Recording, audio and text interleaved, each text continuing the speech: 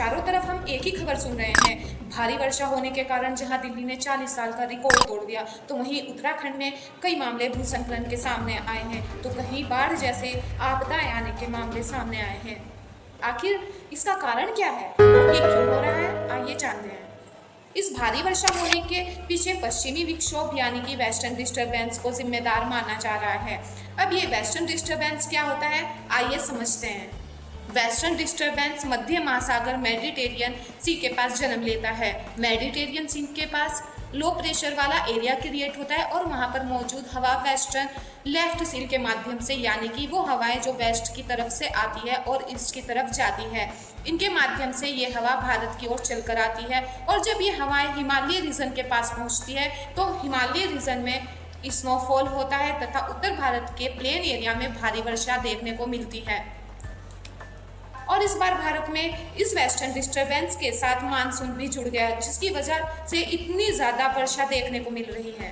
तो आखिर कौन है इन सब का जिम्मेदार, क्या सिर्फ मौसम या फिर हमारे देश का सिस्टम, हमारे देश के राजनेता और हम खुद भी? Internationally agreed limit of 1.5 degrees Celsius of global warming. We are at the tip of a tipping point. मौसम वैज्ञानिक लगातार बताते रहे कि ग्लोबल वार्मिंग की में बढ़ोतरी की वजह से ये एक्सट्रीम इवेंट्स आएंगे, मगर हम लोग इस तरफ कोई ध्यान नहीं दे रहे और हमारी सरकारें भी इकोलॉजी की ओर कोई ध्यान नहीं दे रही हैं। डेवलपमेंट के चलते सरकारें पहाड़ों में लगातार छेड़छाड़ किए जा रही है, क्योंकि टूरिस्ट से पैसा बहुत आता है, जिसकी वजह से इको सेंसिटिव जोन्स में भी रेलवे लाइन बनाई जा रही है, रोड्स बनाए जा रहे हैं। इकोलॉजी एक्सपर्ट्स लगातार बोलते रहे हिमालय रीजन सेंसिटिव जोन है, वहाँ पर कंस्ट्रक्शन धीमे धीमे करो, प्रकृति के साथ इतनी छेड़छाड़ मत करो, मगर गवर्नमेंट कोई स्टेप्स ही नहीं लेती।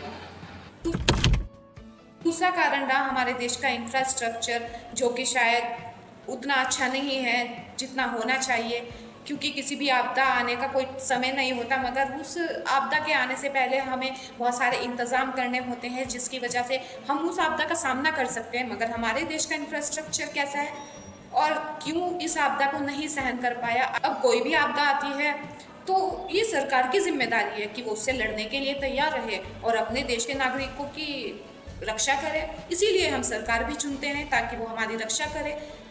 मगर हमारी सरकारें प्लान तो बहुत बनाती है, मगर वो लागू नहीं हो पाते, और अगर लागू भी हो पाते हैं तो बहुत धीमी गति से। पानी निकासी संबंधित सारे कानून हमें सिर्फ कागजों में देखने को मिलते हैं, ग्राउंड लेवल पर तो वो लागू ही नहीं हो पाते। सबसे ज़्यादा फिर चपेट में आती है वो बस्तियां जो नदी नालों के पास अवैध रूप से बसाई गई हैं और सरकार के इस गैर जिम्मेदारी रवैये की वजह से मारे जाते हैं हम जैसे आम लोग। देश के अमीर लोग तो देश छोड़कर बाहर चले जाते हैं।